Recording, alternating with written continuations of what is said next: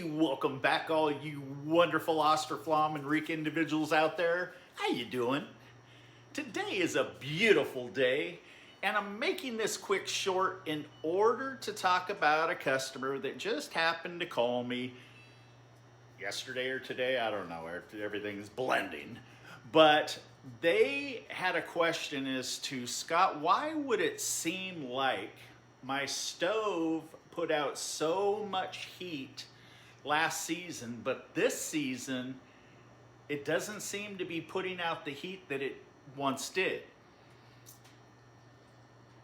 There's a couple of reasons for this, but the reasons that we're going to talk about before pellets is what you need to do with your Rika or your Austroflamm in order to keep the heat from actually transferring from the firebox through your convection fan here into your room, keeping it as hot as possible.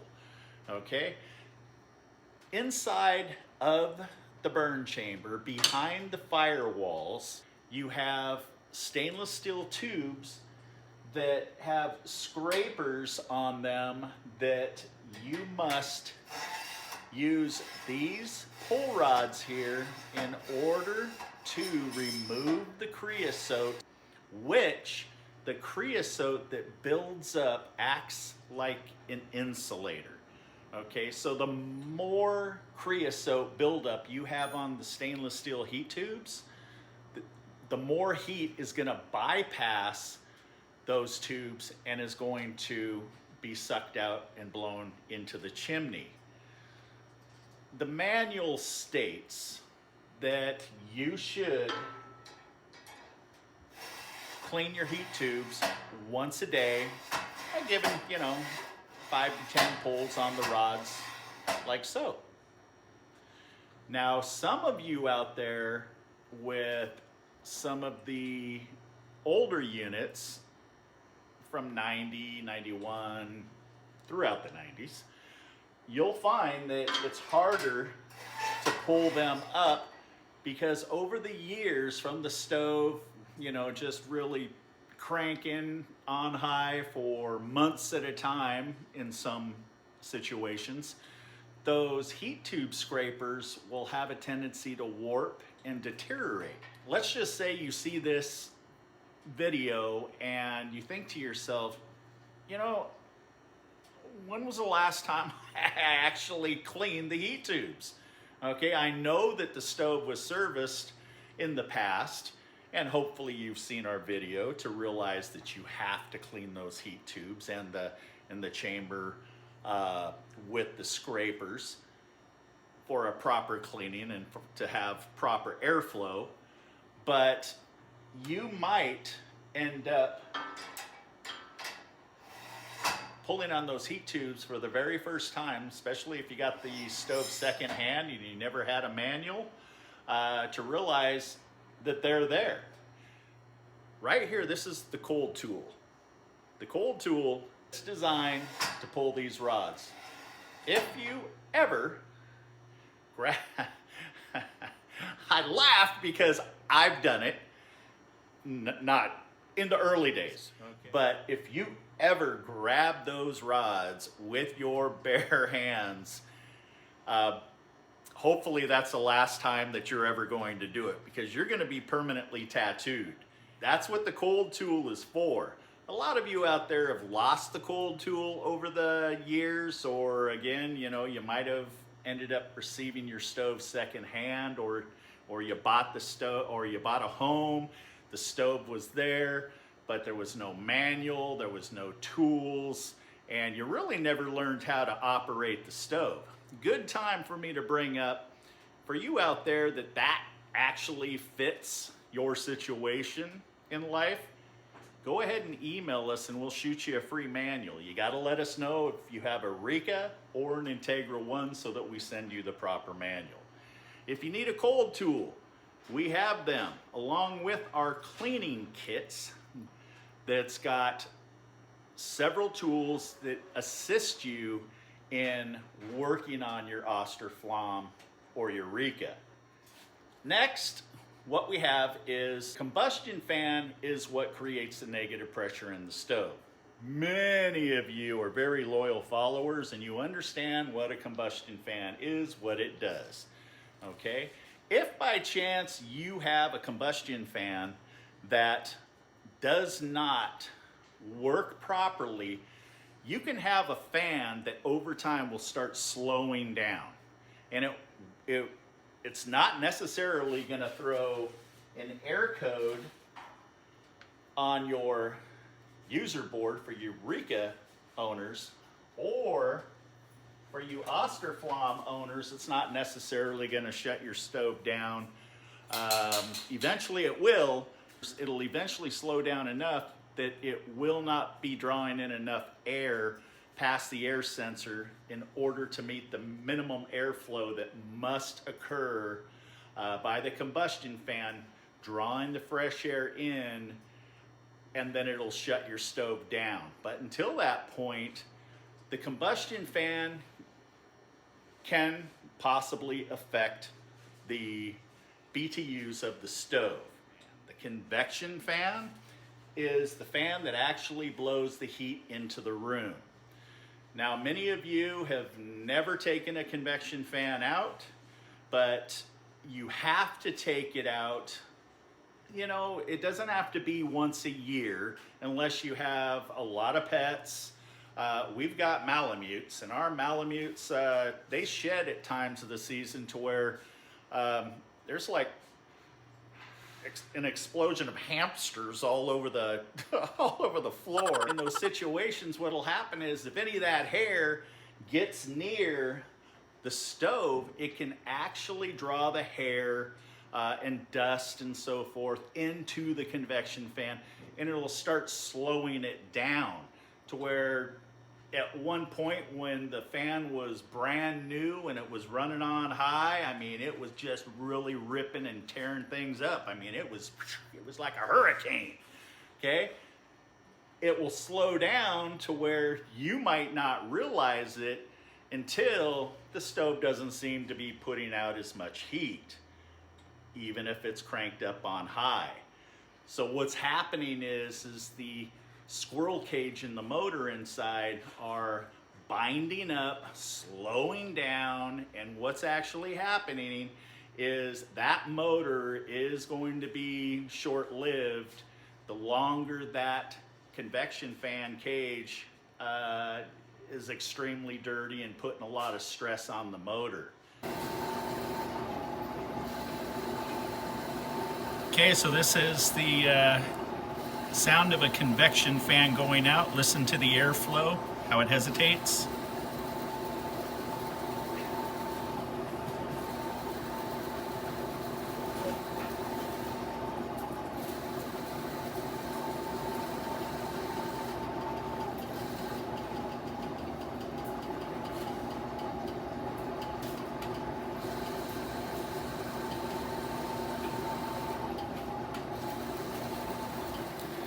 So this was for a customer. Thought I would put it on here just to show exactly what happens when a convection fan or a motherboard begins to fail. Watch our video of how to take the convection fan out. Go ahead and give the fan a good once over, high pressure air, blow it all out, get it all nice and spanky clean, you know what I'm saying? And at that point, you can pop the end bearing, the black end bearing, on the cage, pop that off and put a little 3-in-1 oil in there and just make sure that, you know, things are staying lubricated and everything's flowing the way that it's supposed to. And your fan's gonna last a lot longer for you. And many of you have been purchasing convection fans this winter, and when you purchase from us, we actually give you a credit to send your fans back when you get a brand new fan, because we use the parts to rebuild fans so that we can sell them at a discounted price for y'all out there that don't want to, you know, pay the brand new price. The actual manufacturer cages are no longer manufactured. You're not going to get new fans that you're going to be able to use parts off of the original OEM and swap parts with the new convection fans that are being sold today. So that's the reason why we keep the gravy train running, by paying you instead of throwing it in the trash, save you some money, and then it keeps us going to where we can keep parts rebuilt and so forth. Make sense? Yeah, I'm sure you got it. Next thing, pellets. Pellets are not created equal. I've got so many discussions about pellets out there. Since 2020, when all that fiasco, went on, pellets, up to that point, there was some really high quality premium pellets out there. And since 2020, everything got shut down and people couldn't operate their businesses and people were laid off, and it just seems like everything has gone downhill from there. Costs have gone up, but quality has gone down. Premium pellets that once was, there's some brands out there that have fallen off the cliff, and they're down there in the poor quality section. And I'm telling you right now that I've got people that are just like, I've been burning these for, since the 90s, which is pretty hard to do because there's not too many manufacturers that have been around that long. But you get what I'm saying. The quality is just gotten worse. And the reason is because the supply for the demand has decreased. And people that used to get high quality sawdust and wood products to make their premium pellets ran out of supply. So in order to stay in business, they have to go out and they have to find whatever they can as close, to what they want in order to try to make the best pellet possible. So what I'm getting at with the pellets is, since they're not all created equal, and you understand this now, pellets have a high moisture content in the low-end pellets. They have a lot of byproducts, and the more byproducts, bugs, dirt, bark, moisture, as in they're just not drying them as long. Some of them have changed the bags to where, I don't know if you veterans out there realize this or not, but there are microscopic holes for the manufacturers that they bag their pellets while they're still warm, and those microscopic holes have to be in that bag in order for it to vent. And if not, what's going to happen is you're going to have a manufacturer that's going to be putting in warm pellets that are trying to still dry and remove that condensation that's going to be held in that pellet, and it's going to be a poor burning pellet due to the fact that the more moisture or the more byproduct, the dirtier and the cooler the burn of the pellet. I've got a favorite pellet, which so many of you have emailed me on pellet discussions and said, hey, you know what?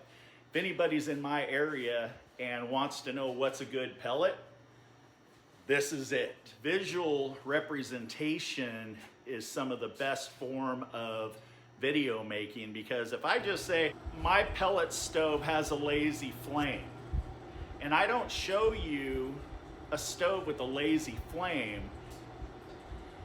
if I show you a visual, then you're just like, got it. I understand now. Now I know how to understand how my stove should look, right?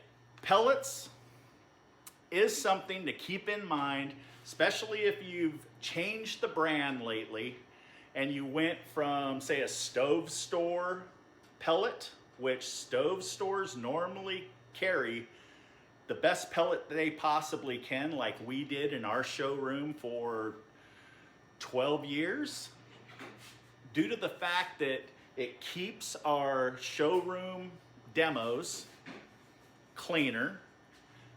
they burn hotter, less maintenance, and then we sold them by the ton, you know, 54. 40-pound bags. Thank you, Julie. I had a brain fade there. It's almost dinner time and I'm kind of like burning out. But 50, 40-pound bags per ton. And, you know, we would sell them by the ton or by the bag. But anyhow, that's a few things that should answer some of your questions as to why your pellet stove might not be putting out as much heat as it used to. Now, there are other issues that I could address here, but I really don't want to turn this into a half-hour long video. But if you by chance have any questions, email us at offgridstoves@gmail.com. And, you know, most of you realize that we try to get back to you snappy pappy, knowing that so many of you out there right now in the dead of winter, your heat source is life. You know, people can have some pretty inconvenient times if their main heat source ends up going down. That's the reason why I understand that you email me. Julie is constantly monitoring the emails, and so am I if I'm not manufacturing or whatever, and we get right back to you.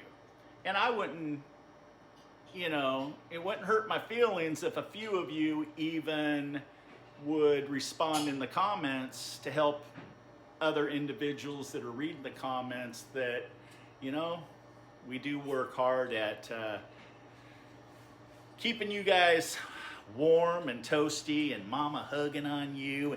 You know, what I find that, you know, if it's cold outside, Julie's not going to be, you know, hugging on me. She's going to be in that big coat and blanket and, you know, but I get more hugs when it's warm inside. So that's what I try to keep going in your household. So you guys stay safe out there. Thank you for all the wonderful comments.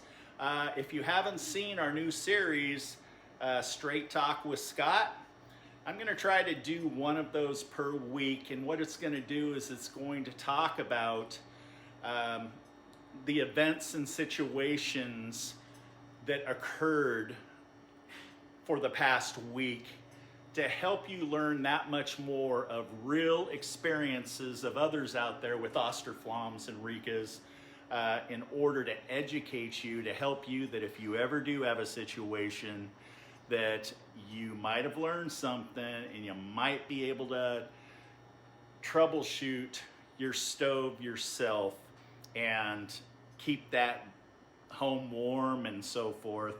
But really quick, I do want to say I have had a few customers that have tried to troubleshoot their stoves by themselves. They did not accurately troubleshoot.